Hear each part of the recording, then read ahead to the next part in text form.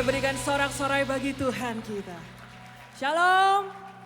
Sekali lagi saudara, shalom. Apakah di tempat ini ada sukacita? Amin. Boleh lambaikan tangannya tinggi bersama-sama.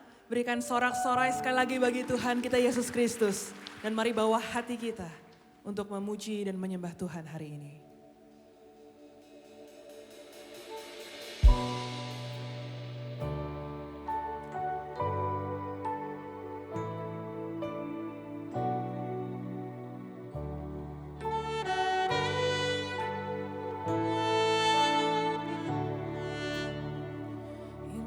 My cross you bore, so I could live in the freedom you died for. And now my life is yours, and I will sing of your goodness forevermore. Worthy is your name, Jesus, you deserve the praise. Worthy is your name. Worthy is your name, Jesus, you deserve the praise. Worthy is your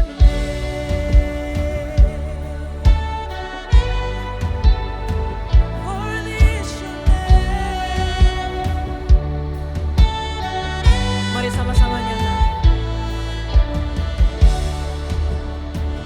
And now my shame is gone, I stand amazed in your love undeniable.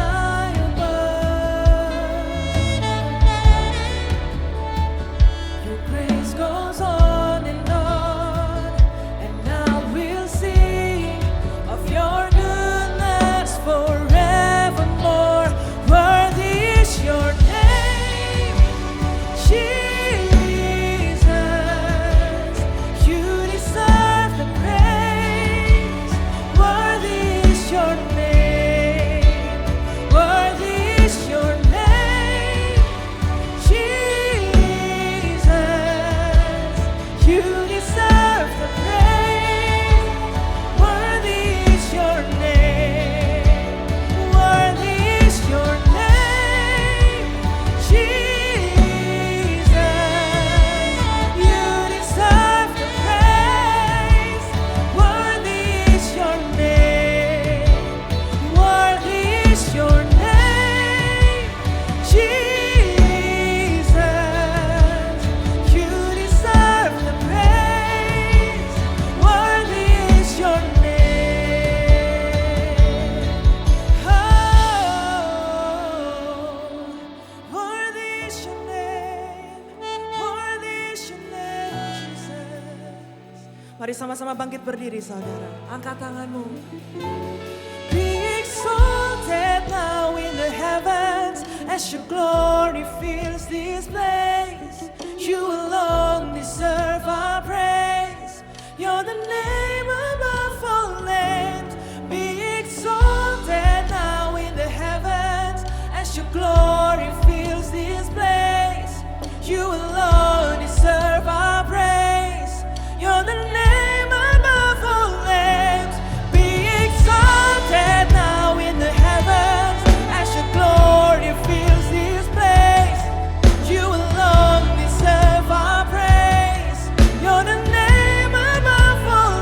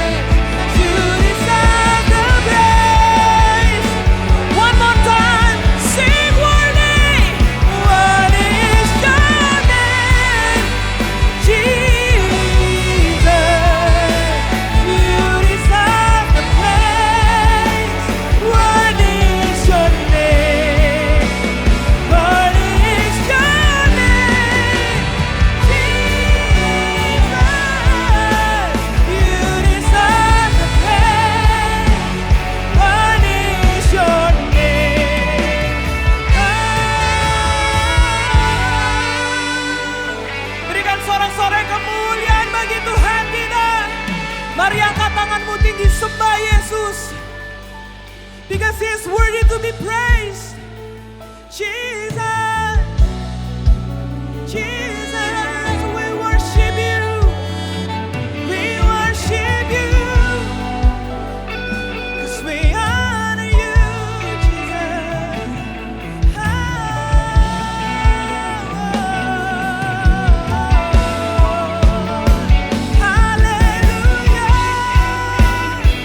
Kami menyembahmu, kami agungkan namamu, Yesus Tuhan kami yang hidup.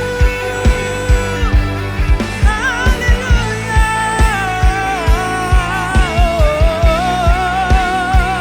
Jesus, we worship you, our God. Jesus, terpujilah namamu Tuhan, untuk selama-lamanya hanya Kau Yesus yang kami sembah, yang kami agungkan.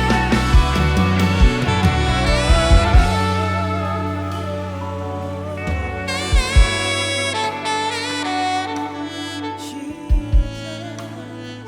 worthy is your name, worthy is your name, Jesus.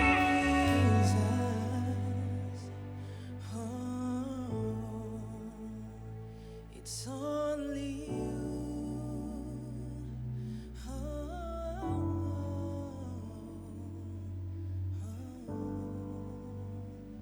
Worthy is your name, Jesus.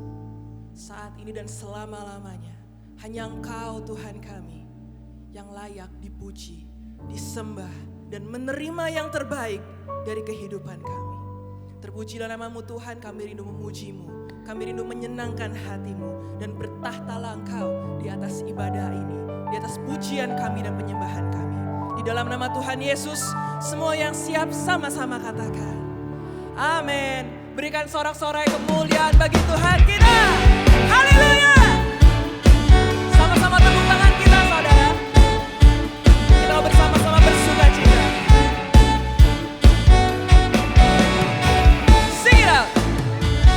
Langit adalah tahtamu Tuhan, dalam kemuliaan bumi tumpuan kakimu sungguh mengagumkan. Ombak dan lautan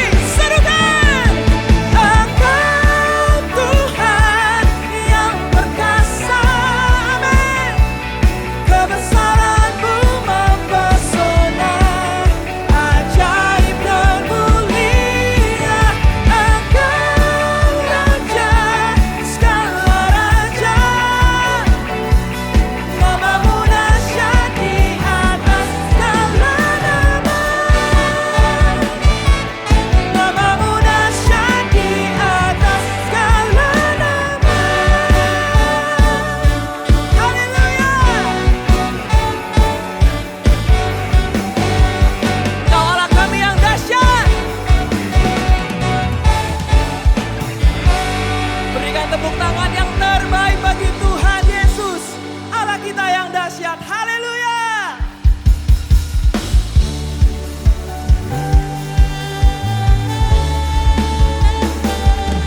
Allah sanggup melakukan segala perkara, dulu, sekarang, dan selamanya. Kuasanya tidak berubah. Allah sanggup melakukan segala perkara, dulu, sekarang, dan selamanya. Kuasanya tak berubah. Woo! Haleluya.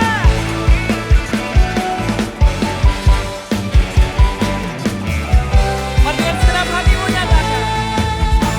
Tak pernah dilihat mata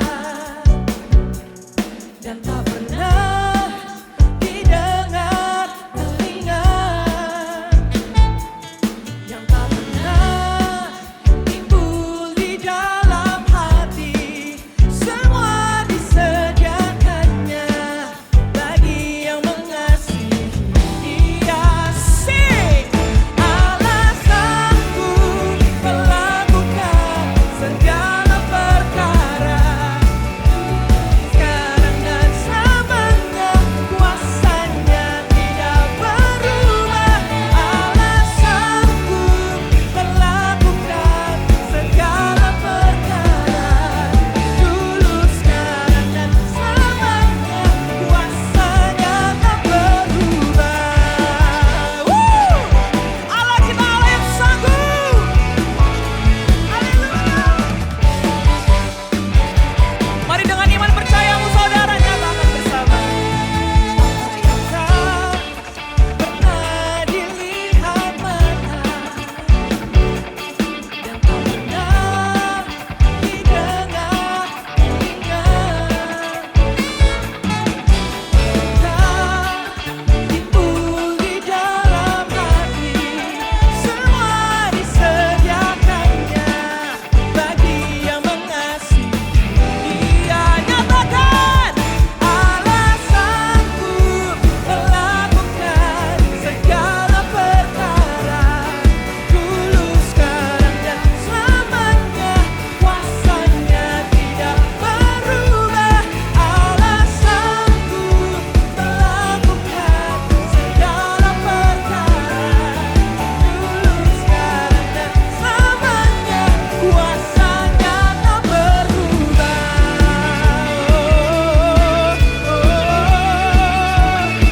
Kaulah kami yang sanggup, Kaulah kami yang hebat Tuhan. Mari sama-sama angkat tanganmu tinggi saudara.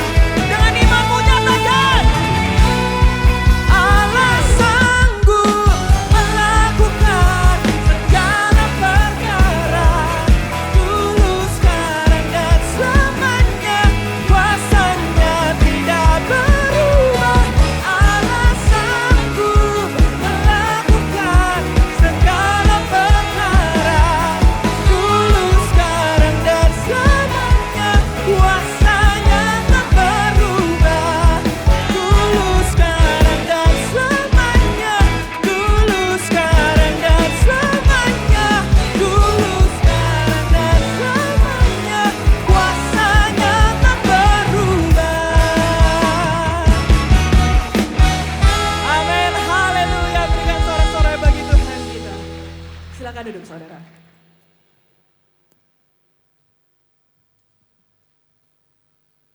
Haleluya, berikan kemuliaan sekali lagi buat Tuhan kita yang luar biasa. Semua diberkati. Shalom saudara. Selamat datang di ibadah NDC. Senang sekali kita bisa berjumpa lagi. Bersama-sama beribadah, memuji Tuhan, memuliakan Tuhan. Amin. Saya percaya kalau hati kita sungguh-sungguh tertuju pada Tuhan, maka kita akan pulang tidak sama seperti kita datang. Amin saudara. Berikan kemuliaan buat Tuhan kita. Buat saudara yang baru pertama kali hadir di ibadah NDC, ya, selamat datang. Dan nanti setelah ibadah selesai jangan langsung pulang. Silakan hampiri petugas yang membawa tanda Welcome to NDC. Ada bingkisan souvenir dari gereja untuk saudara yang baru pertama kali hadir. Ya, baik saudara, Kita mau memberi yang terbaik, kita berdoa terlebih dahulu. Mari kita berdoa.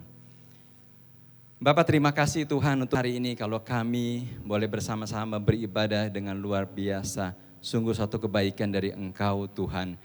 Bapak, terima kasih untuk penyertaan Engkau sepanjang minggu ini Tuhan, sehingga kami boleh ada di tempat ini ya Tuhan.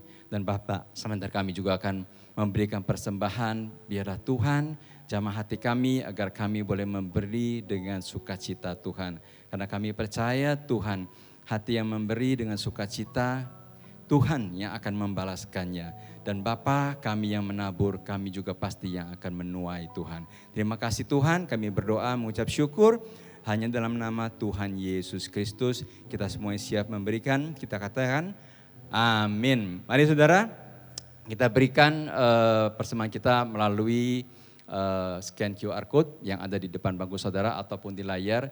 Tapi kalau saudara kesulitan dengan QR code, bisa juga menggunakan amplop persembahan dan nanti setelah selesai ibadah dimasukkan dalam kotak persembahan di depan pintu. Selamat memberi, Tuhan Yesus memberkati. Kita saksikan NDC News. Shalom, senang berjumpa dengan saudara hari ini. Yes, today is a very special day. Hari yang bergembira bagi NDC dan bagi kita semua. Benar sekali, kita merayakan ulang tahun edisi yang ke-31. Saudara, berikut beberapa informasi kegiatan NDC Ministry yang kami rangkum dalam NDC News.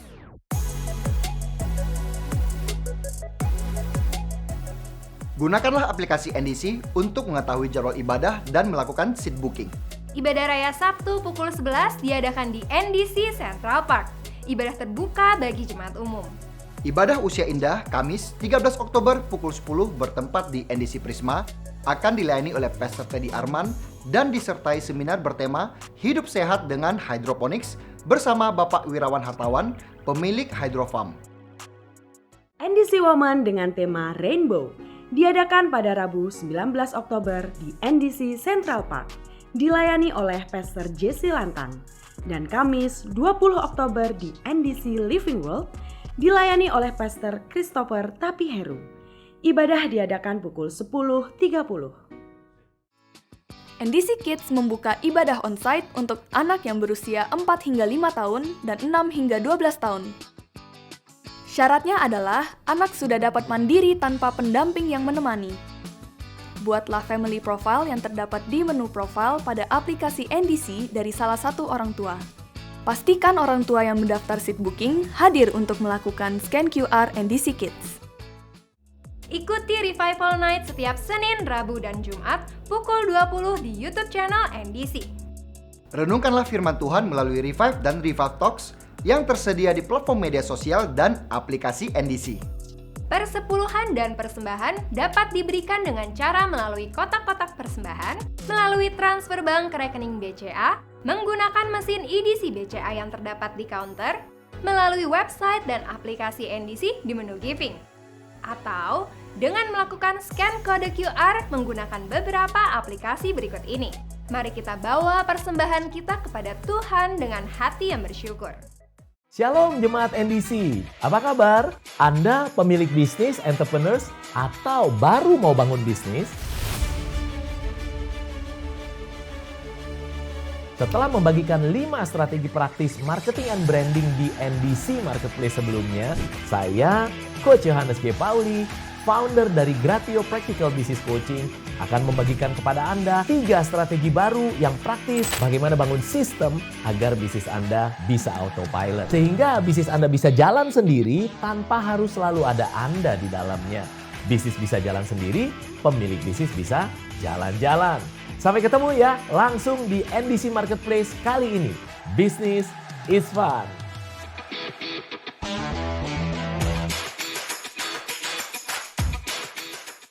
Berikut hotline NDC yang dapat dihubungi jika saudara membutuhkan pelayanan dari gereja. Kami segera menghubungi dan melayani saudara. Sekian NDC News yang dapat kami sampaikan. Terima kasih atas perhatian Anda. Happy birthday NDC, happy birthday untuk kita semua. Ya, saudara, hari ini kita semua akan diberkati lewat sebuah kesaksian dari saudari Natalia Paat. Saya persilahkan kita berikan kemuliaan bagi Tuhan.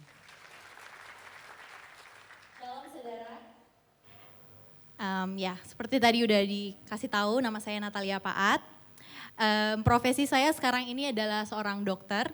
Saya sudah menikah dan mungkin suami saya saat ini ada di seberang ya, lagi ikut leaders meeting. Jadi nggak bisa bersama-sama dengan saya di sini untuk memberikan kesaksian tentang penyertaan Tuhan yang sangat luar biasa dalam kehidupan saya. Saudara, 11 tahun yang lalu saya ada di Jerman melanjutkan studi. Setelah saya SMA, saya sekolah di Jerman. Dan di Jerman itu, saudara, saya senang banget, saya happy, saya sukacita banget karena punya teman baru, punya suasana baru, musimnya juga musim yang baru kan, gak ada di Indonesia. Bahasanya baru, excited banget. Hidup saya kayak enak banget di sana. Karena itu adalah suatu pilihan saya untuk kuliah di sana. Jadi saya happy banget untuk keputusan saya itu. Namun saudara, 2 tahun kemudian secara terpaksa saya kembali ke Indonesia, dipaksa oleh kedua orang tua saya secara sepihak untuk kembali ke Indonesia. Dan saya itu disuruh ke Jakarta, saya asli Manado, saya disuruh ke Jakarta. Pada saat itu saya sedih banget saudara, karena saya happy banget di Jerman, saya seneng banget, suka banget saya di sana. Sekolahnya, teman-temannya, bahasanya, pergaulannya, saya seneng banget.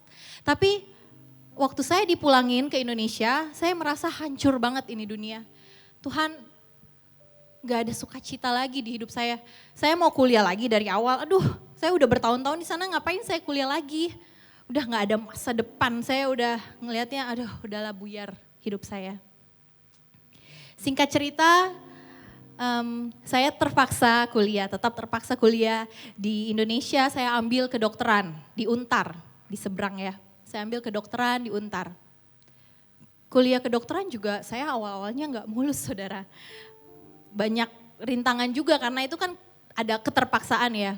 Nilai saya juga jelek, ada yang ngulang bahkan. Gak hanya itu, hidup saya juga flat-flat aja. Ke sekolah atau ke kampus, pulang, bergaul sama teman-teman. Ke gereja masih, setiap hari Minggu pasti ke gereja ya. Gereja juga ikut yang paling rame. Hari ini ke sini, gereja ini, habis itu ke sini, pindah-pindah, nyaplok-nyaplok. Dan suatu saat saya mau gereja dan saya nemu NDC, jam 7 malam, sebutannya NCH 6 saat itu ya, yang paling malam. Dan saya ingat saya duduk paling belakang, kalau dari panggung paling belakang paling kanan, jadi bisa di sebelah sana ya, paling belakang paling kanan. Dan saya nyempil di situ, saya datang ke ibadah bersama dengan pacar saya yang puji Tuhan adalah suami saya. Saya di situ dan waktu saya ibadah, saya terpanah ngelihat ke arah teman-teman choir waktu itu. Namanya choir ya, atau booster yang sekarang saudara bisa lihat ada di sebelah kiri nanti. Saya bilang gini, Tuhan keren banget pelayanannya itu ya. Pengen banget deh, saya dalam hati saya bilang, Tuhan pengen banget deh saya pelayanan yang itu tuh.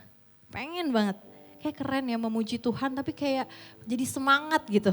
Kayak jiwanya terbakar, terus ketika melayani, ketika nyanyi atau memuji Tuhan, kemudian penyembahan syadu, kayaknya oke deh tuh pelayanan itu. Saya ngomong dalam hati saya berdoa, tapi saya juga sebutin sih ke pacar saya bilang pengen deh pelayanan itu tuh, yang ini. Choir kan yang waktu itu namanya. Saya lupa siapa pastor pada saat itu di ibadah itu, tapi yang saya ingat adalah satu pelayan Tuhan yang tiba-tiba datang hampirin saya yang di ujung pojok itu, menyapa saya dan bilang kayak gini, Shalom, sudah berapa lama di NDC? Waduh gila, mau pelayanan gak? Terus saya kayak, hah mau gitu. Kita ada Tuhan gila tadi baru ngomong loh, pengen pelayanan Tuhan, tiba-tiba datang tuh pelayan Tuhan dan ngomong itu. Dan pelayan Tuhan itu adalah saya sebut Korikiteo atau mungkin dari pelayan-pelayan Tuhan sering namanya PDP Rikiteo ya sekarang. Koriki ngomong gitu, saya mau banget dan yang bikin saya seneng banget nih Tuhan bilang saya bilang pengen pelayanan yang itu, dikasihnya itu orang saya dikasih kesempatan pelayanan pertama yaitu choir atau booster. Happy banget saudara, senang banget. Dan di saat itulah perubahan dalam kehidupan saya terjadi, banyak banget. Tuhan merubah saya melalui pelayanan, Tuhan bikin saya lebih semangat dalam kehidupan, Tuhan merubah dan kasih janji-janjinya ke saya. Karena dalam pelayanan saudara, kita diajar untuk melayani bukan cuman sekedar melayani oh shalom atau gerak kanan kiri, enggak. Tapi kita diajar banyak hal dan itu juga saya aplikasikan dalam kehidupan saya, bahkan ketika saya jadi dokter. Kalau jadi dokter kan kita nggak perlu tahu ya, saya diajarin gini, apapun latar belakangnya, kamu adalah dokter yang melayani, kamu udah melayani Tuhan di gereja. Layani juga pasien-pasien kamu seperti itu. Itu yang saya dapat. Dan saudara jadi dokter kan banyak naik turun ya, tapi beda banget saudara ketika saya udah melayani. Masalah naik turun tapi happy, tahu bahwa Tuhan ada bersama dengan saya. Rancangan Tuhan tuh adalah damai sejahtera, boleh ditampilin Yeremia 29 ayat 11. Rancangan Tuhan adalah sebab aku ini mengetahui rancangan-rancangan apa yang ada padaku mengenai kamu, demikianlah firman Tuhan. Yaitu rancangan damai sejahtera dan bukan rancangan kecelakaan. Untuk memberikan kepadamu hari depan yang penuh harapan. Di situ saya lihat saudara bahwa rancangan saya tuh ternyata yang awal saya maunya di Jerman, kuliah, hidup di sana gitu. Ternyata Tuhan punya rencana yang lain buat saya. Saya harusnya di Manado, terus saya ke Jerman, akhirnya dibalikin kan ke Jakarta saudara. Kemudian saya jadi dokter di Indonesia, di Jakarta, kemudian saya ikut pelayanan. Dan semuanya berubah hidup saya, nggak flat, hidup saya penuh sukacita, hidup saya banyak belajar, oh seperti ini, seperti itu, Tuhan tetap ada, Tuhan tetap pegang. Dan saya yakin dan saya tahu mungkin beberapa dari saudara ada dalam situasi yang seperti saya kurang lebih beberapa tahun yang lalu yang lagi marah sama Tuhan, lagi kecewa sama Tuhan. Kenapa harus dikasih pencobaan seperti ini? Kenapa harus dirubah kehidupannya sama Tuhan? Mungkin lagi dapat pekerjaan yang bagus, tiba-tiba dikasih pekerjaan yang lain sama Tuhan. Terus gak sesuai sama maunya kita sebagai manusia. Mungkin ada yang seperti itu. Lagi marah, lagi kecewa. Tapi pegang janji Tuhan dalam Yeremia 29 itu. Dan ayat slide berikutnya, kita punya rencana bisa A. Your plan A sometimes not God plan A. Jadi mungkin kita maunya yang ini, tapi itu mungkin bukan yang Tuhan mau. Tuhan kasih yang lain gitu. Tuhan rencanain yang lebih besar dan lebih baik buat hidup kita. Just trust Him. Tuhan itu sangat baik. Dia mau kita juga berproses sama Dia. Apapun yang terjadi dalam kehidupan kita, percaya bahwa itu sebuah rancangan Tuhan yang akan nanti mungkin belum sekarang adalah damai sejahtera. Amin saudara. Dan satu lagi mungkin tambahan bahwa mungkin saudara di sini ada yang lagi ada bermasalahan kemudian ada orang-orang datang ke saudara ya, orang-orang menegur, kasih semangat saudara, atau karena orang yang saudara gak kenal sama sekali, sama kayak saya gak kenal Koriki Theo sebelumnya, saya gak tahu siapa dia, tapi karena ketemu dia, saudara bisa berubah, saudara bisa, ternyata orang ini bantu saya dalam hal seperti ini. Gak ada yang tahu ya saudara, karena kalau Tuhan mau pakai, ya Tuhan pakai. Gak akan ada yang bisa melawan itu. Dan itu dia kesaksian saya, semoga memberkati. Dan terakhir saudara, kalau ada yang mau pelayanan, gak usah tunggu pelayan Tuhan atau Koriki Theo yang datang ya. Di NDC itu keren banget. Di aplikasi NDC app, di bagian all menu, teman-teman di situ saudara bisa lihat ada pendaftaran volunteer. Kalau saudara ada jiwanya, kalau saudara rindu untuk melayani, atau mungkin saudara pengen lihat-lihat ada pelayanan apa aja sih, lihat di aplikasi ya. Di situ ada dan mungkin dari situ hidup saudara berubah. Saudara mendapat berkat tapi juga bisa jadi berkat. Selamat beribadah, Tuhan Yesus memberkati. Ya, kita berikan tepuk tangan sekali lagi buat Tuhan Yesus yang luar biasa. Mari datang pada Tuhan, kita siapkan hati kita untuk kembali menyembah Yesus.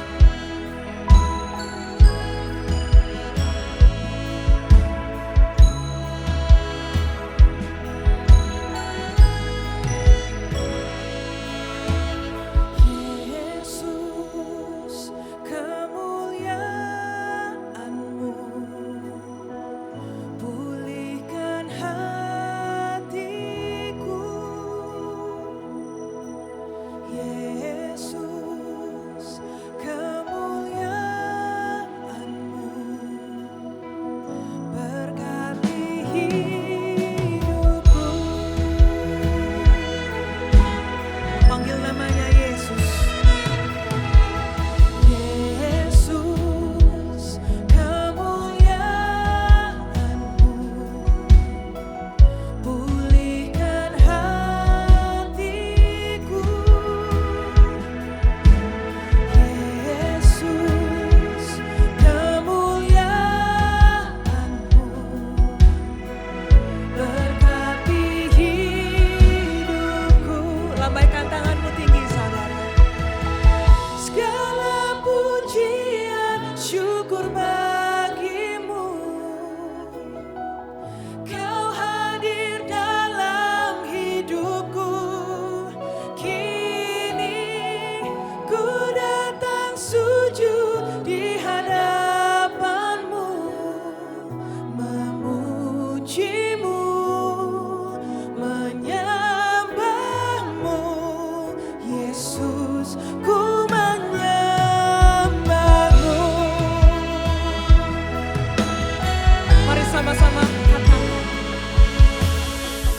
Yesus, kemuliaan pulihkan hatiku.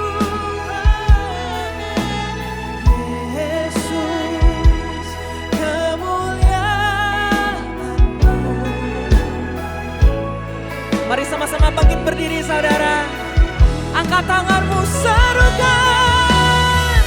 Segala pujian syukur bagimu. Kau hadir dalam hidupku. Kini ku datang sujud di hadapan, memujimu Tuhan, menyembahmu. Yesus, ku menyembahmu. Segala pujian kami, segala pujian syukur bagimu. Kau hadir dalam hidupku. Kini ku datang sujud di hadapanmu, memujimu, menyembahmu. Yesus, ku menyembahmu. Ini kerinduan hati kami, Tuhan, untuk kami boleh memujimu, menyembahmu seumur hidup kami, membalas kasih-Mu Yesus dalam hidup kami. Mari sama-sama angkat tanganmu tinggi, saudara. Kita sembah Yesus.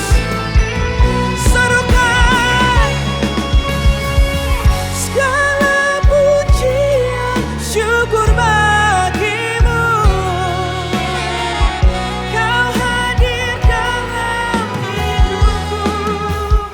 Kini ku datang sujud di hadapanmu, memujimu, menyembahmu. Yesus, ku menyembahmu. Yesus, ku menyembahmu. Sekali lagi. Yesus, ku menyembahmu. Segala hormat dan kemuliaan hanya bagi nama-Mu Yesus Kristus Tuhan kami. Dan hari ini kami berdiri di hadapan-Mu di dalam hadirat Tuhan. dengan ucapan syukur karena Tuhan baik dan sudah melakukan perkara yang baik dalam hidup kami. Dan kami percaya Tuhan, Roh Kudus sedang berbicara secara khusus di tengah umat-Mu hari ini. Dan akan berbicara menjawab setiap kebutuhan mereka, setiap pergumulan mereka. Karena Engkau Bapa yang baik dan mengerti Tuhan isi hati setiap umat-Mu Tuhan. Terima kasih Bapa, dalam nama Yesus Kristus kami siapkan hati kami menyambut firman-Mu. Mari bersama-sama kita katakan, amin, amin. Ya, tepuk tangan sekali lagi yang paling meriah bagi Tuhan kita Yesus Kristus, saudara. Ya, silakan duduk. Terima kasih untuk tim NDC Worship dan booster yang luar biasa. Serta kesaksian dari dokter tadi Natalia Paat yang sering kali kita lihat sebetulnya di news ya. Kok udah lama gak kelihatan sekarang ya. Oke, saya baru dengar kesaksiannya hari ini saudara. Dan bagaimana kabar saudara semua? Luar biasa. Saudaraku, perusahaan Coca-Cola menganggap bahwa dia begitu terkenal sehingga bagian marketingnya, manajernya, saudara, pemimpinnya mengatakan buat apa kita buang uang terlalu banyak untuk iklan. Oleh karena itulah mereka begitu yakin bahwa dengan pengurangan promosi iklan dan sebagainya, Coca-Cola tidak akan menurun penjualannya. Dan akhirnya biayanya jadi pangkas untuk iklan, untuk promosi. Dan apa yang terjadi saudara? Ternyata penjualan Coca-Cola bulan demi bulan merosot. Dan saingannya 7up itu meningkat saudara. Nah dari sini mereka mengambil kesimpulan ternyata betapa pentingnya faktor dari iklan. Kenapa iklan itu bukan cuma sekedar mempromosikan tapi mengingatkan orang berulang-ulang. Sehingga kalau orang lupa, oh bisa ingat barang ini saudara. Dan akhirnya mereka bikin promosi yang lebih besar dengan dana yang lebih besar. Dan akhirnya penjualan mereka meningkat lagi.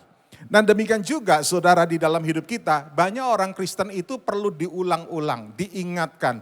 Mungkin kebenarannya sesuatu yang sangat sederhana buat kita. Bahwa saudara untuk mempercayai Tuhan, kita udah sering kali dengar khotbah mungkin tentang hal ini. Tetapi saudara itulah yang sering kali jadi persoalan. Kita sering kali lupa. Oleh karena itu dalam kitab Perjanjian Lama ada satu kitab yang disebut dengan kitab apa? Kitab apa saudara? Ulangan. Halo, masih bersama dengan saya saudara semua? Ya, ada satu kitab namanya apa? Ulangan. Ya, berulang-ulang diingatkan Tuhan tentang satu hal, tentang kebenaran firman Tuhan. Dan hari ini saya mau bicara, tema khotbah saya adalah In God We Trust. Mari kita katakan sama-sama, 2, 3. Ya, saudara tahu ini ada di mana saudara moto ini? Ada di dolar Amerika Serikat ya. Jadi ini moto ada di uang dolar saudara ya. Dan ini moto luar biasa karena memang saudara pendiri negara founding fathersnya mereka punya iman pada Tuhan dan mereka punya ketetapan untuk menaruh ini di dalam mata uang mereka. Dan apa yang terjadi saudara pada waktu 911 moto ini saudara dibikin bendera, dibikin spanduk saudara dipasang di seluruh kota di Amerika dan luar biasa. Kita lihat bangsa ini diberkati Tuhan. Tapi hari ini kita lihat ternyata mereka mulai meninggalkan ini. Ada banyak upaya untuk menghilangkan ini dari mata uang mereka, saudara. Ya, sehingga hari ini kita lihat banyak orang Amerika bukan lagi in God we trust, tapi in dollar we trust. Hari ini orang lebih percaya sama dolar daripada kepada Tuhan. Dan saya tidak tahu hari ini saudara lebih percaya pada siapa? Pada dolar apa pada Tuhan? Apalagi menghadapi resesi. Sebentar lagi kita akan lihat tahun 2023 bukan hal yang mudah ya. Kita sudah melihat hari ini bahwa semuanya hari-hari ini bahan bakar naik. Kemudian juga diikuti bahan pokok sebenarnya juga naik dan dunia juga mengalami resesi. Dan ternyata orang lebih percaya dolar Amerika. Oleh karena itu dolar Amerika diborong hari ini naik terus harganya saudara ya. Nah saudaraku, mari kita lihat ini sebuah kebenaran sederhana bahwa kita harus menaruh kepercayaan kita kepada Tuhan. Amsal 3:5 berkata demikian. Yuk kita baca sama-sama ya. 2, 3. Percayalah kepada Tuhan dengan segenap hatimu dan janganlah bersandar kepada pengertianmu sendiri. Ini ayat sederhana saudara. Percaya pada Tuhan dengan segenap hati kita. Segenap hati itu artinya full speed ya. Kalau saudara punya mobil gasnya diinjak sampai mentok. Itulah dengan segenap hati saudara. Ya. Dan saudara, jangan bersandar kepada pengertianmu sendiri. Terjemahan bahasa Inggris mengatakan, trust in the Lord with all your heart. And do not rely on your own understanding. Artinya apa saudara? Jangan kita mengandalkan pengertian kita sendiri. Pengalaman kita, pendidikan kita, keuangan kita. Di tengah dunia yang sedang berubah hari ini, kita melihat begitu banyak orang, seorang di atas tiba-tiba ada di bawah. Orang begitu kaya tiba-tiba jadi miskin hari ini saudara. Kita harus percaya 100%. Bukan berarti kita tidak boleh menggunakan akal budi ya, tidak seperti itu saudara. Tapi Alkitab mengatakan jangan bersandar, jangan bergantung. Seolah-olah pengalaman kita, pendidikan kita, keuangan kita, itulah tempat tumpuan dalam hidup kita saudara. Tapi kita harus bergantung pada Tuhan setiap hari. Amin saudara. Nah banyak orang yang salah menempatkan antara iman dan akal budi saudara. Mari kita lihat hidup kita ada di dua area. Area yang pertama saya sebut dengan man zone. Katakan sama-sama, man zone. Ya, ini masih lemas semua saudara ya. 2, 3, man zone. Man zone itu apa? Wilayah manusia. Ya, ada hukum yang namanya hukum natural, hukum alamiah. Itu yang sedang terjadi dalam hidup kita. Kalau orang lompat dari gedung ke atas, pasti jatuhnya ke bawah, bukan ke atas. Itu namanya hukum natural.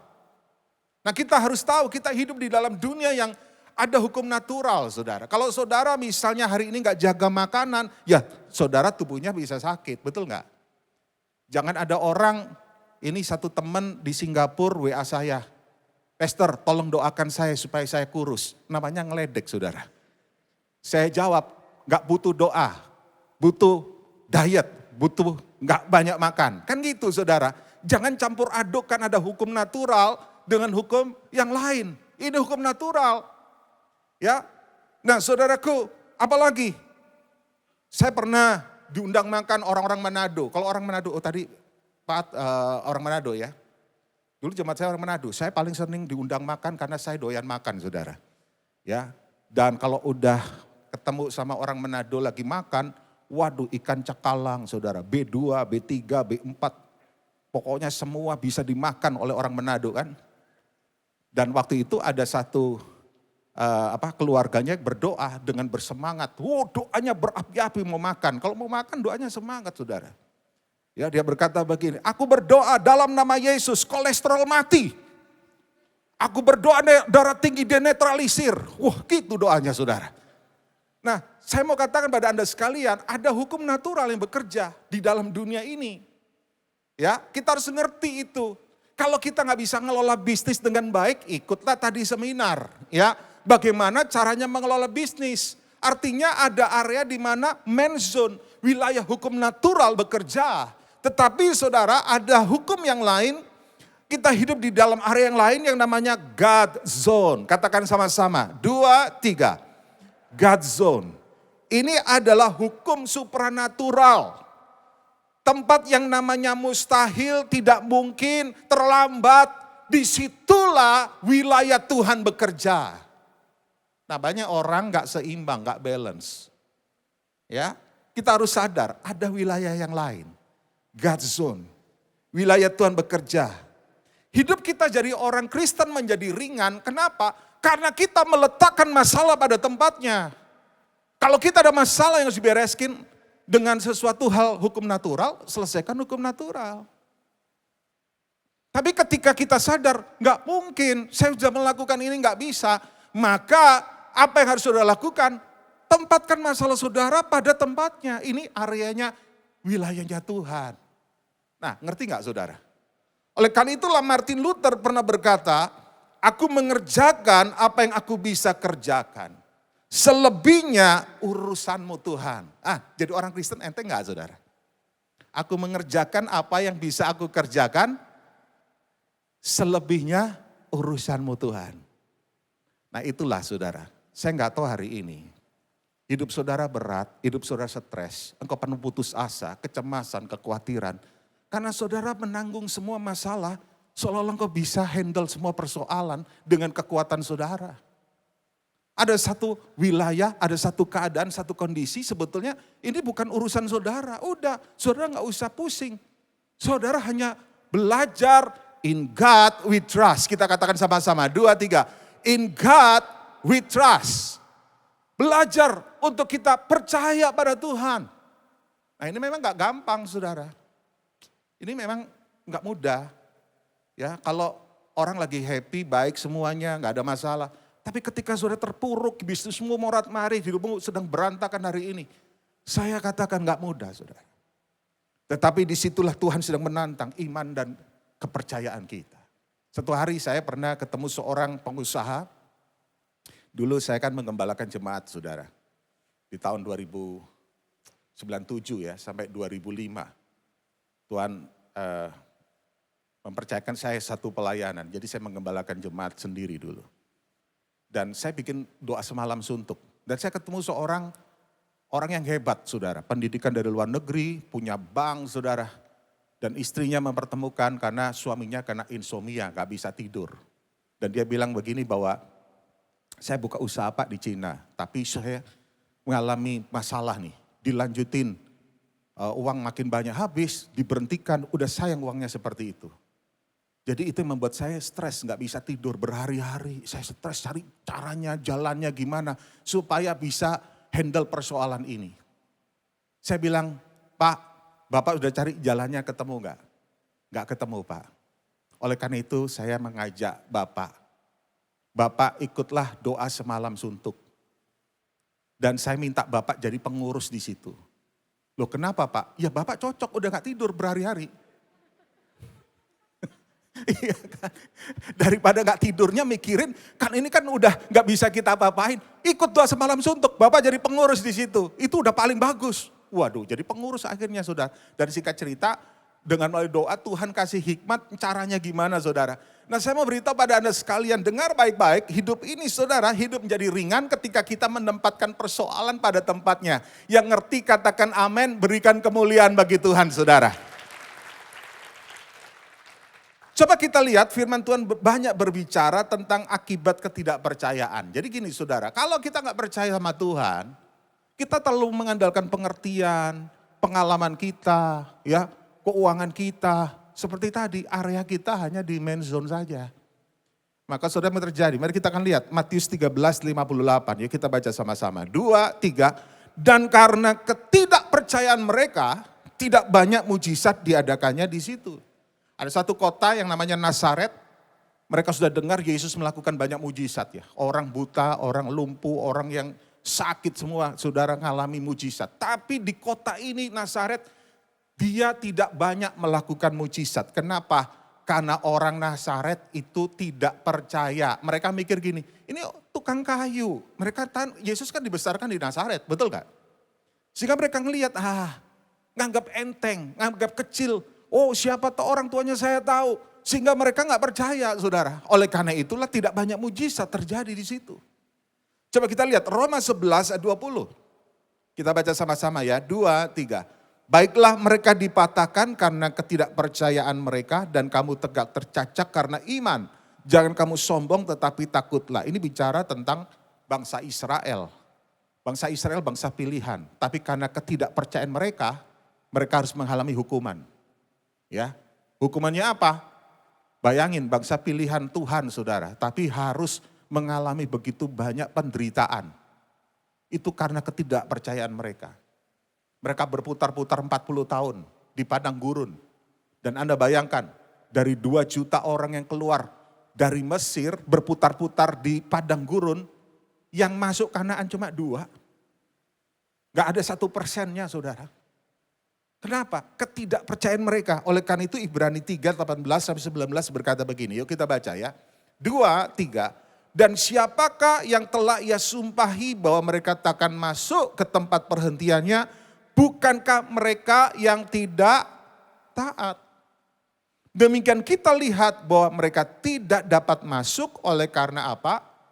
Ketidakpercayaan mereka. Jadi masalahnya di sini saudara. Kalau saudara gak percaya Tuhan, saudara susah taat. Itu hukumnya. Ketaatan itu terjadi karena saudara yakin akan Tuhan dalam hidup Anda. Contohnya gini ya, Anda percaya enggak? Kalau kau memberi akan diberkati. Kalau Anda percaya, pasti saudara akan taat melakukannya. Kan begitu. Oh tapi uang saya gak cukup Pak. Gimana saya? Hidup saya pas-pasan selama ini. Loh, kalau saudara percaya janji Tuhan, orang yang memberi akan diberkati. Saudara pasti akan melakukan. Ya, entah itu jumlahnya berapa, betul kan? Jadi saudaraku ada hubungan antara iman dan ketaatan. Ada hubungan antara orang percaya dengan melakukan sesuatu, action, taat melakukan sesuatu. Oleh karena itu Alkitab katakan di sini, kenapa mereka tidak masuk ke dalam Kanaan kan? Ini bicara soal bahasa Israel. Kenapa? Karena mereka dikatakan tidak taat, karena ketidakpercayaan mereka. Jadi kalau saudara yakin betul bahwa nanti dalam 2 minggu lagi dolar akan naik saudara ke 20.000 kalau yakin. Saudara akan borong dolar hari ini, jual rumah, jual apapun, borong kan gitu saudara. Kalau saudara begitu yakin akan sesuatu, pasti saudara akan bertindak melakukan sesuatu. Nah itulah kenapa Abraham dikatakan orang beriman. Sampai dia nekat mengorbanin anaknya sungguh-sungguh saudara, diminta Tuhan. Karena dia terlalu yakin Tuhan itu Yehova Jireh, dia akan mencukupi. Nah oleh karena itu penting Anda harus memahami hal ini saudara. Ya, oleh karena itu Tuhan sedang berurusan dengan iman di dalam diri Anda. Saya nggak peduli saya sudah jadi orang Kristen berapa lama. Tuhan sedang berurusan dengan iman saudara. Ya, karena begini saudara, menjadi murid Yesus, kurikulum, pelajaran yang paling sulit adalah belajar percaya. Amin saudara. Ini kurikulum, karena itu dari tadi saya bilang, Alkitab itu ngulang-ngulang terus. Supaya apa? Supaya saudara belajar untuk percaya. Karena gini, bisa saja dulu saudara percaya, hari ini bisa belum tentu. Saya saja mengalami banyak mujizat Tuhan, bisa dalam perjalanan hidup saya. Masih bisa gak yakin, aduh hari ini Tuhan tolong saya. Padahal dulu pernah ditolong Tuhan. Pernah gak saudara hari ini ngalami juga seperti itu? Nah mari kita akan lihat saudara, kita akan lihat satu contoh. Waktu saya gak banyak, tapi dengan contoh ini saya berharap saudara bisa memahami ya apa yang Tuhan kerjakan di dalam hidup kita. Yuk kita lihat. Yohanes 11 ayat yang ke-5 sampai dengan ke-6. Yuk kita baca ya. Di sini dikatakan demikian. Mari kita baca. 2, 3. Yesus memang mengasihi Marta dan kakaknya dan Lazarus. Wah ini. Yesus memang mengasihi Marta dan kakaknya dan Lazarus. Ini 3 bersaudara dicintai Tuhan, dikasihi Tuhan. Siapa di antara saudara yang mau dikasihi Tuhan? Angkat tangan saudara. Saudara semua adalah orang yang dikasihi Tuhan. Tapi dengar dulu ya, kalau orang dicintai Tuhan, ayat ke-6, mari kita lihat. Ya kita akan lihat di sini, ayat ke-6. Namun setelah didengarnya bahwa Lazarus sakit, perhatikan. Ia sengaja tinggal 2 hari lagi di tempat di mana ia berada. Nah, kalau orang dikasih Tuhan harusnya dapat privilege kan? Betul gak saudara? Waduh doanya segera dijawab Tuhan, ada pertolongan Tuhan. Tapi ini aneh. Ini orang dicintai Tuhan, dikasih Tuhan. Alkitab dengan tegas mengatakan Yesus memang mencintai. Tapi justru ketika ada masalah, Lazarus sakit keras. Alkitab katakan ia sengaja tinggal 2 hari lagi. Coba saudara, kalau saudara dicintai Tuhan, Anda harus siap-siap. Ngalami yang namanya pelajaran. Proses dari Tuhan, amin. Tadi kan ada angkat tangan tinggi-tinggi tuh. Saya mau dicintai Tuhan. Nah siap-siap saudara. Bayangkan udah terlambat 2 hari. Jadi waktu dikasih kabar Lazarus sakit terlambat 2 hari. Kalau saudara punya pendeta seperti ini gimana kira-kira? Saudara akan marah, akan kecewa. Terlambat 1 jam aja acara bubar. Iya kan? Aduh harusnya ada pemberkatan nikah. Ternyata pendetanya datang terlambat 1 jam. Wah pasti saudara akan marah-marah. Betul kan? Ini sengaja Yesus terlambatnya bukan 1 jam, 2 jam, 2 hari. Ayat 17 yuk kita lihat. Ya, mari kita baca sama-sama. 2, 3. Maka ketika Yesus tiba, didapatinya Lazarus telah apa? Telah 4 hari berbaring di dalam kubur. Saudara bisa bayangkan, kalau orang udah 4 hari berbaring di dalam 4 kubur, itu artinya sudah terjadi proses pembusukan. Di sini ada dokter ya. Ya kan, benar nggak? Dokter Natalia. Sudah proses terjadi pembusukan, betul kan? Orang bilang udah terlambat, ini udah nggak mungkin gitu. Nah, saya mau beritahu pada Anda sekalian dengar, kalau Anda dicintai Tuhan, kalau Anda dikasihi Tuhan, Tuhan sedang mengajar saudara untuk belajar satu kebenaran. Belajar untuk mempercayai Tuhan ketika situasi terlambat. Bagi semua orang terlambat. Mustahil, tidak mungkin. Nah itu wilayah ya yang kita tidak bisa masuki saudara. Nah coba kita lihat Yohanes 11 ayat 20 sampai 21. Yuk kita baca. Ya, ketika Marta mendengar bahwa Yesus datang, ia pergi mendapatkannya, tetapi Maria tinggal di rumah. Ya, sampai di sini dulu saudara. Jadi waktu akhirnya Yesus datang udah terlambat, Marta dan Maria ini kecewa, marah mereka. Mereka tuh jengkel gitu loh sebetulnya. Tapi mereka tetap menghormati karena Yesus itu dihormati sebagai guru. Sehingga yang terjadi apa? Marta yang lebih ekspresif saudara langsung lari menjemput mendatangi Yesus.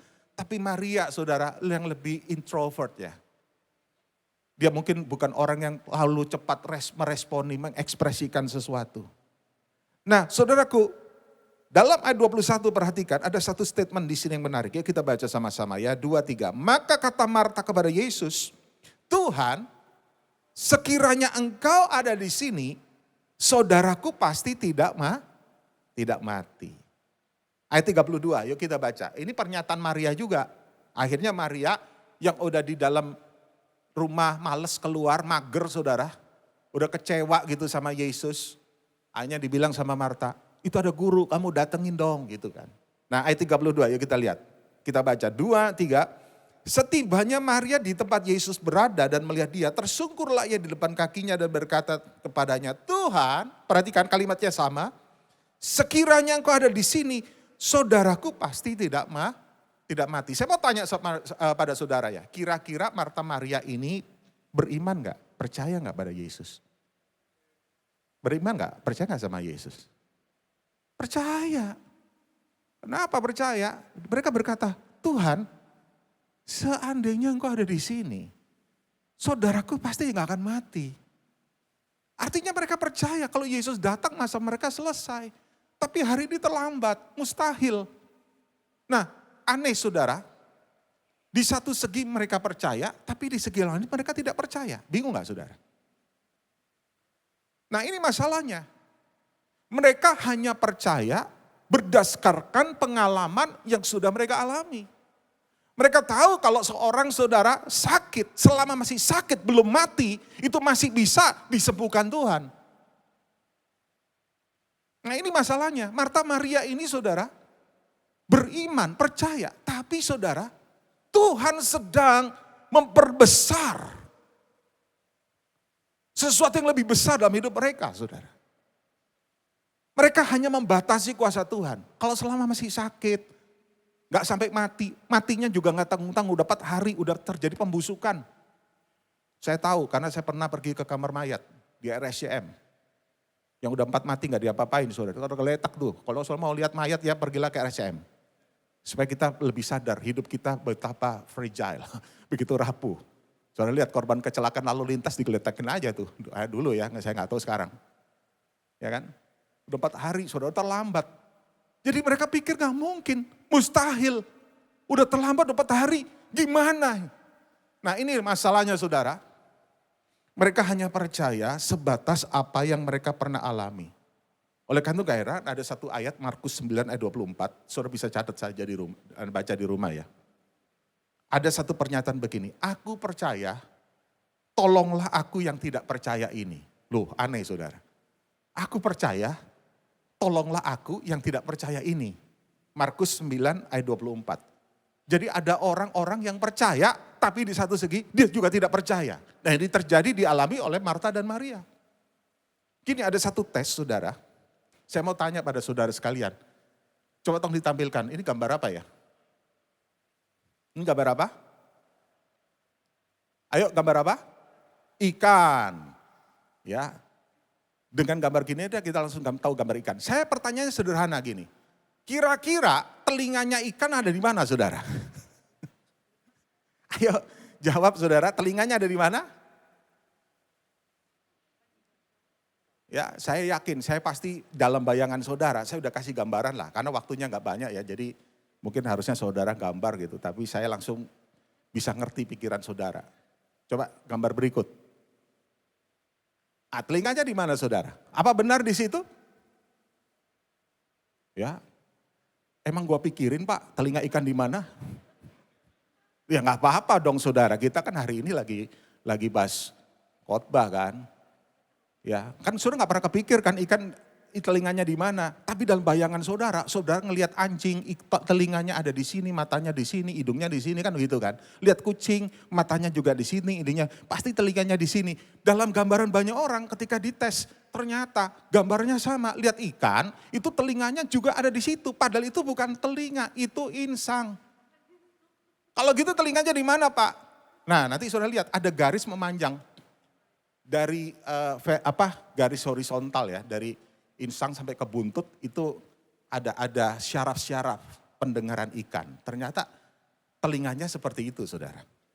Tapi hari ini yang saya mau bahas begini, kadang-kadang saudara pengalaman di masa lalu membuat akhirnya kita punya patokan untuk hari ini. Dan kadang-kadang malah justru itu membatasi. Bahwa ternyata ada hal di luar pikiran kita, saudara. Amin, saudara. Nah, kadang-kadang inilah yang Yesus mau terobos di dalam hati, dalam pikiran Anda. Yuk kita lihat Yohanes 11 ayat 35 sampai 38. Mari kita baca sama-sama. 2, 3. Maka menangislah Yesus. Kata orang-orang Yahudi, lihatlah betapa kasihnya kepadanya. Nah, saudara, Yesus nangis. Di sini saya yakin dia nangis bukan karena sedih melihat Marta dan Maria. Bukan cuma itu, saudara. Memang dia punya hati bisa terharu. Tapi saya yakin di sini, saudara, karena ini ada satu ayat di mana Yesus menangis. Ayat ini, saudara, yang terkenal. Di situ orang-orang berpikir, lihat karena dia mengasihi. Ayat 37, tetapi beberapa orang diantaranya berkata, ia yang membelekkan orang buta, tidak sanggupkah ia bertindak sehingga orang ini tidak mati. Nah, saudara, ada banyak orang ngolok dalam hati. Gua mau lihat nih, ini orang udah terlambat tuh mati 4 hari, saudara, kira-kira dia bisa nggak sembuhkan atau bangkitkan. Ayat 38 kita lihat. Yuk kita baca. 2, 3. Maka masgiulah pula hati Yesus lalu ia pergi ke kubur itu. Kubur itu adalah sebuah gua yang ditutup dengan batu. Jadi saya yakin di sini Yesus nangis. Bukan karena dia sedih melihat kesulitan dan penderitaan dari Marta dan Maria. Tapi dia sedih hatinya masgiul kenapa? Karena ketidakpercayaan mereka. Dengar baik-baik. Hati Yesus sedih, masgiul. Dalam hidup saudara juga. Karena ketidakpercayaan saudara. Ya. Ayat 43 dan 44, mari kita lihat. Dan sesudah berkata demikian, berserulah ia dengan suara keras, Lazarus, marilah keluar. Orang yang telah mati itu datang keluar, kaki dan tangannya masih terikat dengan kain kafan, dan mukanya tertutup dengan kain peluh. Kata Yesus kepada mereka, bukalah kain-kain itu dan biarkan ia pergi. Tiba-tiba Lazarus, saudara, bangkit dari kubur, orang kaget. Dan baru itu mereka sadar. Kuasa Yesus gak ada yang bisa membatasi. Marta dan Maria hanya membatasi Yesus bisa melakukan kesembuhan. Tapi hari itu mereka bisa melihat bahwa ternyata Yesus juga sanggup membangkitkan orang mati. Berikan kemuliaan bagi Tuhan, saudara. Nah, saya sebelum mengakhiri khotbah ini saya ingin mengatakan begini. Gak ada kata terlambat. Menurut saudara terlambat. Gak ada kata mustahil. Menurut saudara mustahil. Gak ada kata tidak mungkin. Menurut saudara mungkin tidak mungkin. Karena Tuhan spesialisasinya justru mengerjakan hal yang tidak mungkin menjadi mungkin. Amin, saudara. Tapi hari ini Tuhan sedang berurusan dengan saudara. Tuhan izinkan saudara mungkin masuk di dalam area-area yang mungkin berat dalam hidup Anda. Engkau ketemu dengan jalan yang namanya mustahil, gak mungkin. Gimana Tuhan saya bisa bangkit lagi, bisnis saya sudah collab hari ini. Tuhan bagaimana dengan COVID seperti ini, saya kehilangan pekerjaan Tuhan. Saya tidak tahu bagaimana harus menafkahi keluarga saya. Oh Tuhan, tolong saya gak bisa melanjutkan kuliah hari ini karena sudah gak ada biaya lagi. Tapi hari ini dengar baik-baik, kalau engkau percaya, maka engkau akan melihat mujizat. Kalau engkau percaya, engkau akan melihat cara Tuhan yang tidak masuk akal, yang dia bisa lakukan dalam hidup Anda. Saya mengalami banyak mujizat saudara dalam hidup saya. Ya, saya minta waktu beberapa menit ya, mungkin agak terlambat sedikit. Dulu waktu saya melayani masih jadi pendeta muda saudara ya, saya pernah ngembalakan jemaat kan. Nah ada satu jemaat saya ini orang baru bertobat. Jadi dari agama seberang, dia jadi Kristen, dia punya anak 2. Ya, suaminya meninggal dan saya layani. Dan singkat cerita, anaknya itu masih kecil, sekitar 6 tahun, 7 tahun. Lagi jalan saudara, ternyata itu ada bajai. Sekarang udah gak ada bajai ya, saya baru ngeh ya. Masih ada bajai gak ya? Saya gak pernah lihat udah. Ada bajai, gak tahu gimana saudara, jalannya itu ini ya, lagi jalan pulang sekolah, ditabrak kakinya patah saudara. Akhirnya dibawa ke Sumber Waras. Lagi di Sumber Waras saya ditelepon, Pak Pendeta ambil nangis-nangis, tolong datang segera Pak, gini-gini. Saya bingung anak saya udah di UGD gak diapa-apain. Dia bingung gak ada biayanya saudara. Lagi saya datang malam itu saudara, karena dari jam sore ditabraknya, malam itu saya datang. Dengan uang yang ada saya bilang gini, dokter tolong dong bantu dong. Saya titipin uang saudara. Ya ini harus ada yang nanggungnya siapa Pak? Aduh saya bingung saudara, seumur-umur belum pernah ngalamin kayak gini kan. Jadi yaudah ada uang berapa, terus saya di luar, ibu percaya gak sama kuasa Tuhan? Dalam hati saya juga deg-degan juga nih. Waduh gimana nih duitnya dari mana nih? Ya kan bingung kan. Terus saya doa, mari kita berdoa dalam nama Yesus. Wah luar biasa doa sambil nangis-nangis saudara. Gimana Pak Pendeta? Ya nanti kita lihat mujizat Tuhan. Besok kita lihat ya apa yang Tuhan akan kerjakan gitu kan. Saya pulang saudara. Pulang saya gak bisa tidur.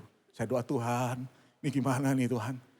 Saya udah mulai mikir, saya telepon siapa, orang-orang yang punya duit ya mintain bantuan. Kan pikiran saya gitu saudara, kan pikiran manusia betul kan. Saya udah janji jam 10 nanti dia akan telepon saya 10 pagi. Mendekati jam 10 deg-degan nanti saya saudara. Dia telepon saya menangis-nangis, Pak Pendeta ini gimana, anak saya belum diapa-apain, masih gini-gini, waduh nanti kalau infeksi macam-macam, aduh saya gak tahan saudara. Mari kita berdoa, ibu percaya gak sama Tuhan? Mari kita berdoa lagi. Berdoa lagi saudara, dalam nama Yesus kita berdoa saudara. Dan setelah saya tutup saudara, apa yang terjadi? Wah deg-degan saya, ini gimana ya. Dia bilang nanti 1 jam lagi. 1 jam lagi. Mau jam 11. Saudara. Belum jam 11 tiba-tiba dia telepon lagi. Dia ring telepon saya. Tiba-tiba Pak Pendeta. Anak saya ini ternyata ada yang mau operasi. Dari yayasan tertentu itu Katolik ya. Ternyata ada susternya datang ke situ. Dan ceritanya gini saudara. Dia lagi berdoa nangis-nangis. Wah lagi nangis-nangis gitu. Ada suster rumah sakit kasihan lihat dia. Ini orang nangis terus ya, ngeratap terus disamperin. Kenapa Bu? Iya anak saya gini-gini. Itu suster rumah sakit bisa digerakkan Tuhan. Ntar saya hubungi ada yayasan Katolik. Bunda apa gitu. Susternya datang tapi maunya harus dioperasi ke rumah sakit Katolik. Dan dia bilang sama saya, Pak harus dibawa ke rumah sakit Atmajaya. Oke gak apa-apa. Buru-buru saya ke sana, saya angkut saudara dia, saya bawa ke Atmajaya. Nah di Atmajaya akhirnya dioperasi di sana.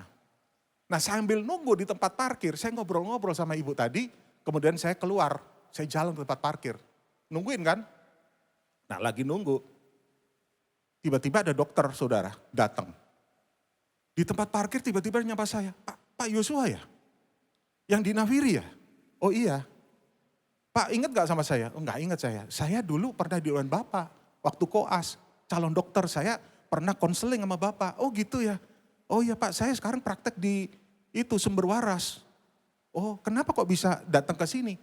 Kemarin saya nangani di ruang gawat darurat ada satu anak Pak ketabrak kakinya patah. Nah terus ya dia gak punya biaya, ibunya nangis-nangis. Jadi akhirnya saya kumpulin dana dari dokter dan dari teman-temannya saudara atau dari saudaranya. Dan ini udah terkumpul Pak. Oh ini udah dilayani oleh, saya bilang, oh itu jemaat saya. Oh ini dilayani nih, oh gitu ya. Dia titipin uangnya sama saya saudara untuk operasi pencabutan pennya. Saya mau beritahu pada Anda sekalian, bagaimana cara Tuhan bekerja luar biasa. Berikan kemuliaan bagi Tuhan, saudara.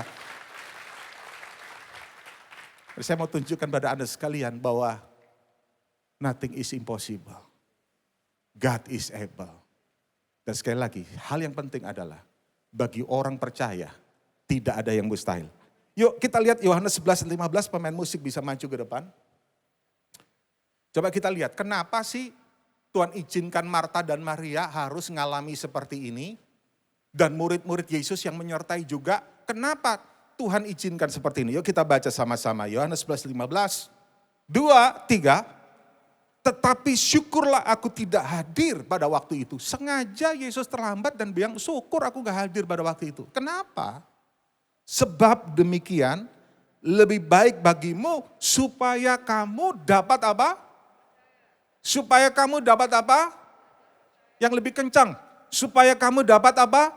Belajar percaya.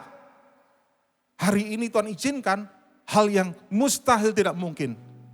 Supaya kamu dapat belajar percaya. Amin untuk firman Tuhan. Mari kita bangkit berdiri bersama-sama. Bagi Tuhan tak ada yang mustahil. Bagi Tuhan tak ada yang mustahil. Bagi Tuhan tak ada yang tak mungkin. Mujizatnya disediakan bagiku. Ku diangkat dan dipulihkannya. Bagi Tuhan tak ada yang mustahil. Bagi Tuhan tak ada yang tak mungkin. Disediakan bagiku, ku diangkat dan dipulihkannya. Sebelum kau pulang dari tempat ini, saya rindu berdoa buat saudara sekalian. Siapa di antara saudara mungkin hari ini kau sedang menghadapi jalan buntu. Mungkin engkau begitu tertekan hari ini, frustasi. Saya mau beritahu, karena engkau berusaha menyelesaikan setiap persoalan dengan kekuatanmu sendiri. Tapi hari ini saya mau nantang iman saudara. Mungkin kau sedang menghadapi masalah dalam bisnis, dalam ekonomi, dalam keuangan, dalam sakit penyakit. Oh, di dalam masalah apapun, keluarga juga. Dan engkau berkata kayaknya gak mungkin Tuhan, mustahil. Semuanya terlambat Tuhan.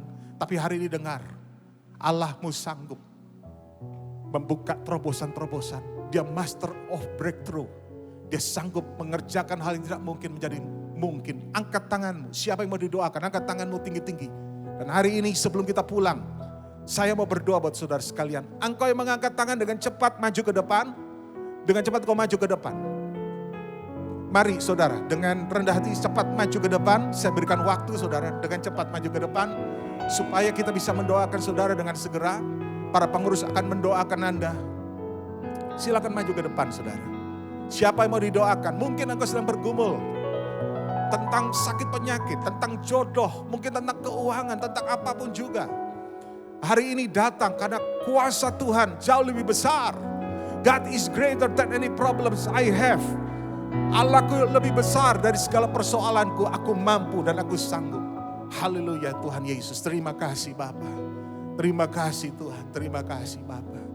Terima kasih. Bagi Tuhan Tak ada yang mustahil. Para pengurus akan mendoakan dan menumpahkan tangan.